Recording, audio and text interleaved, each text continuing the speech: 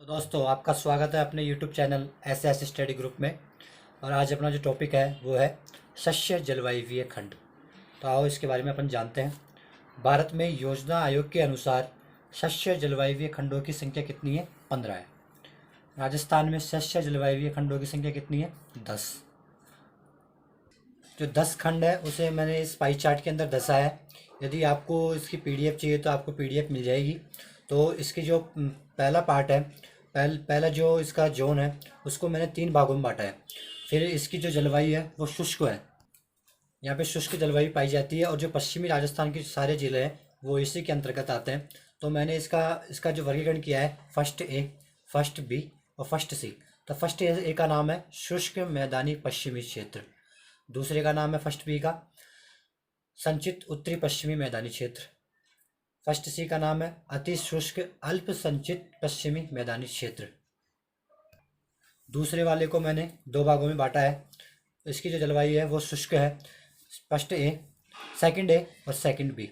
Second ए का नाम है अंतःस्थलीय जलोत्सर्जन क्षेत्र और सेकंड बी का नाम है लूनी नदी का अंतर्वर्ती क्षेत्र। तीसरा जो खंड है उसे 2 भागों में बांटा गया है। इसकी जो जलवायु है अर्ध शुष्क होती है। थर्ड ए का नाम है अर्ध शुष्क पूर्वी मैदानी क्षेत्र और थर्ड बी का नाम है बाढ़ संभाव्य पूर्वी मैदानी क्षेत्र। जो अपने उत्तर पूर्व के जो जिले हैं वो इसके अंतर्गत आते हैं। चौथा जो जोन है उसे भी 2 भागों में बांटा गया है। इसकी जो जलवायु है वो आर्द्र होती है, फोर्थ ए और फोर्थ बी। अर्ध आर्द्र दक्षिणी मैदानी क्षेत्र ये फोर्थ ए का नाम है, आर्द्र दक्षिणी मैदानी क्षेत्र ये फोर्थ बी का नाम है। दक्षिणी राजस्थान के जो जिले हैं वो इसी के अंतर्गत आते हैं। पांचवें खंड का कोई पार्ट नहीं है, इसका एक ही पार्ट है। जो इसकी जो जलवायु होती है वो आर्द्र होती है, आर्द्र दक्षिणी पूर्वी मैदानी क्षेत्र।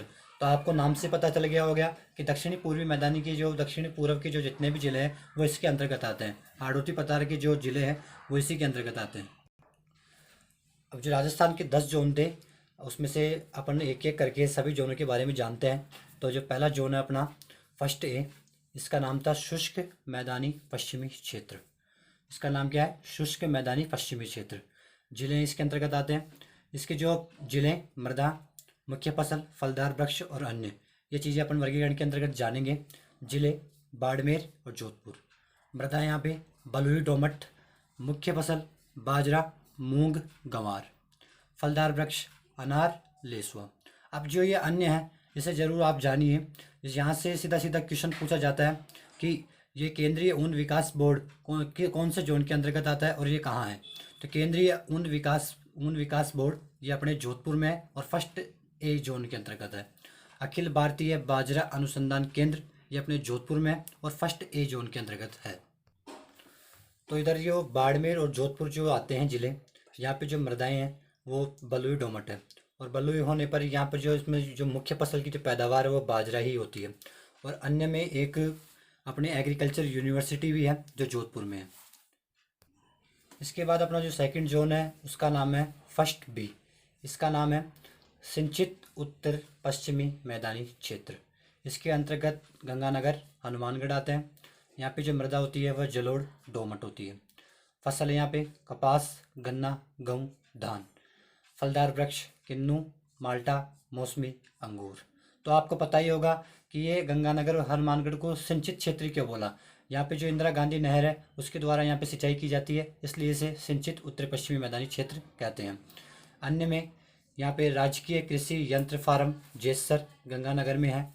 एशिया का सबसे बड़ा राजकीय कृषि फार्म ये अपने सूरतगढ़ गंगानगर में है। थर्ड जो अपना जोन है उसका नाम है फर्स्ट सी। जो इसका नाम है अति शुष्क अल्प सिंचित पश्चिमी मैदानी क्षेत्र। इसके जो अंतर्गत जो जिले आते हैं वो है बीकानेर, जैसलमेर। मृदा यहाँ पे रेतीली मृदा। तो आपको पता है जो बीकानेर और जैसलमेर की जो मृदा है वो रेतीली मृदा है, उसे मरुस्थलीय मृदा भी कहते हैं। यहाँ की जो फसल है चना, मूंगफली, जीरा, प्याज। फलदार वृक्ष आप जरूर ध्यान रखिए इसका। इसका जो फलदार वृक्ष है वो खजूर और बेर। अन्य में अपन चलते हैं स्वामी केशवानंद राजस्थान एग्रीकल्चर यूनिवर्सिटी, ये अपने बीकानेर में है जो फर्स्ट सी जोन के अंतर्गत आता है। राष्ट्रीय ऊंट प्रजनन केंद्र ये अपने जोहड़बीट बीकानेर में है। खजूर उत्कृष्टता केंद्र ये अपने सगरा जैसलमेर में है। जो अपने चौथा है, जो अपने उधर मैंने सेकंड खंड जो बांटे थे खंड, उस सेकंड खंड का जो पहला जोन है वो है सेकंड ए, अंतः स्थलीय जलोत्सर्जन क्षेत्र। इसके अंतर्गत जो जिले आते हैं झुंझुनू, सीकर, नागौर, चूरू। यहाँ पे जो मृदा है बलुई दोमट। फसल है बाजरा, गेहूँ, चेवला, जौ। फलदार वृक्ष है नींबू, बेर, अनार। अन्य में है राजस्थान का प्रथम कृषि विज्ञान केंद्र अपने फतेहपुर सीकरी में।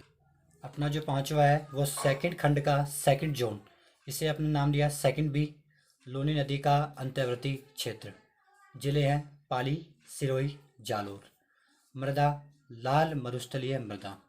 अब आप फसल जो यहाँ की है उसे ज़रूर ध्यान रखिएगा। ईसबगोल, ईसबगोल अपनी ज़्यादा होती है जालोर में। मेहंदी अपनी होती है पाली में, और जीरा ये भी अपने पाली में होता है। फलदार वृक्ष नींबू, बेर, अनार। ये अब अपने छठा है जो तीसरे खंड का पहला जोन है, इसे अपने नाम दिया अर्धशुष्क पूर्वी मैदानी क्षेत्र। यहाँ पे ज़्यादा सूखा भी नहीं है और यहाँ ज़्यादा बरसात भी नहीं होती, इसलिए इसे अर्धशुष्क नाम दिया गया है। इसके अंतर्गत जो जिले आते हैं वो है जयपुर, अजमेर, टोंक, दौसा। यहाँ की जो मृदा है बोरी, जलोढ़।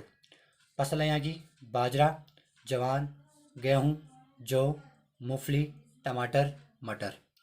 अब आपने यहाँ देखा होगा जो शुष्क अपने शुष्क जलवायु वाली जो जल फसलें थी वो भी यहाँ पे पाई जाती है, और जो अर्ध की है वो भी अपने यहाँ पे पाई जा रही है। फलदार वृक्ष है बेर, आंवला। अब अन्य में है, आप इसे ज़रूर से ज़रूर याद रखिएगा, ये इंपॉर्टेंट है और यहाँ से ज़रूर से ज़रूर क्वेश्चन आता है। कृषि अनुसंधान संस्थान, ये अपने 2013 में दुर्गापुरा अपने जयपुर में है। ये श्री कर्ण नरेंद्र कृषि विश्वविद्यालय ये अपने जोबनेर में है। मसाला अनुसंधान केंद्र ये तबीजी अजमेर में है।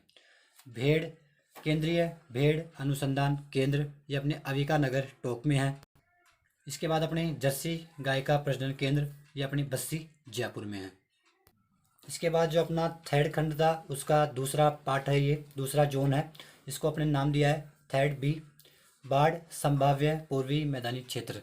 तो इसका जो नाम है बाढ़ संभाव्य पूर्वी मैदानी क्षेत्र इसलिए क्योंकि यहाँ चंबल नदी का अंतर प्रभावी क्षेत्र पाया जाता है, और उसमें पानी के बहाव अधिक होने के कारण वहाँ पे बाढ़ की संभावना रहती है। इसके बाद इसमें जो जिले हैं अलवर, भरतपुर, धौलपुर, करौली, सवाई माधोपुर। तो आपको पता है करौली को क्या कहते हैं, डांग की रानी। यहाँ पे जो मृदा है चूनायुक्त जलोढ़। मुख्य फसलें हैं यहाँ पे, जो यहाँ की मुख्य फसल है वो है सरसों, यहाँ पे सरसों ज़्यादा होती है, और एक अरहर। इसके बाद अपने बाजरा तो अपने राजस्थान की मुख्य फसल है, इसलिए ये सभी जोन के अंतर्गत आएगी। जो फलदार वृक्ष है आप इसे भी ध्यान रखिएगा, यहाँ पर जो फलदार वृक्ष है वो अपनी मुख्य अमरूद है। इसके बाद पपीता, फिर अनार। अन्य के अंतर्गत इसमें जो मुख्य है वो है सरसों अनुसंधान निदेशालय, ये अपने सेवर भरतपुर में है। अब जो अपना आठवां है वो चौथे खंड का पहला जोन है, इसे नाम दिया है फोर्थ ए। इसका जो नाम है अर्ध आर्द्र दक्षिणी मैदानी क्षेत्र। इसके अंतर्गत जो जिले आते हैं वो है उदयपुर, राजसमंद, चित्तौड़गढ़, भीलवाड़ा। यहाँ पे जो मृदा है वो पुरानी जलोढ़। मुख्य फसल आप इसकी ध्यान रखिएगा, मुख्य फसल है मक्का। इसके बाद जवार, मूंगफली, चना। फलदार वृक्ष में आप चीकू और आम इसकी मुख्य फलदार वृक्ष है, और इसमें जो एक फलदार वृक्ष है जो है पपीता। अन्य में अपने महाराणा प्रताप कृषि प्रौद्योगिक विश्वविद्यालय ये अपनी उदयपुर में है। अब इसके बाद अपना नौवा है वो चौथे खंड का सेकंड जोन है, इसे नाम दिया है अर्ध आर्द्र दक्षिणी मैदानी क्षेत्र। इसके अंतर्गत जो जिले आते हैं वो है प्रतापगढ़, बांसवाड़ा, डूंगरपुर। यहाँ पे जो मृदा है वो चूनायुक्त लाल मृदा।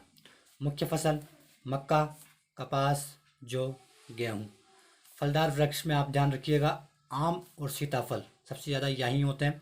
अन्य में आप इसे इम्पोर्टेंट और आप इसे ज़रूर से ज़रूर ध्यान रखिएगा, पूर्ण जैविक खेती वाला जिला घोषित कर दिया गया है डूंगरपुर को।